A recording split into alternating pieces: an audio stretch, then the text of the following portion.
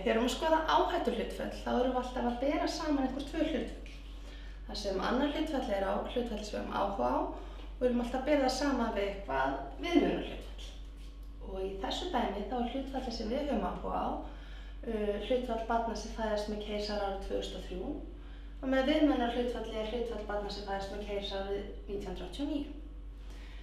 Við köllum þessi hlutföll alltaf P1 og P2 og látum P1 vera hlutfallið sem við höfum áhuga á.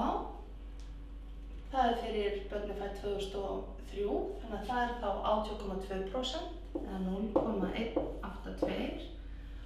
Og meðan P2 er viðmiðunarhlutfallið, sem væri þá hlutfallið árið 1989, sem er þá 11,6% eða 0,116. Áhættuhlutfallið er svo bara hlutfall þessara tveggja hlutfalla.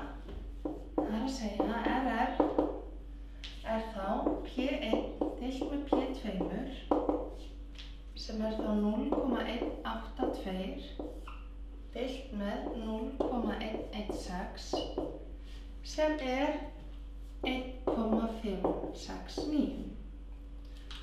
Það sem áhættuhlutfallið segir okkur þá er í fyrsta lagi þar sem það er stærri neign, þá er hættan að aukast ef við hugsaum það þannig. Þannig að fyrir börn fædd 2003 þá er í þau raun og veru í 1,569 sinnum meiri hættu á að hafa verið fædd með keisara heldur en börn sem voru fædd árið 1989.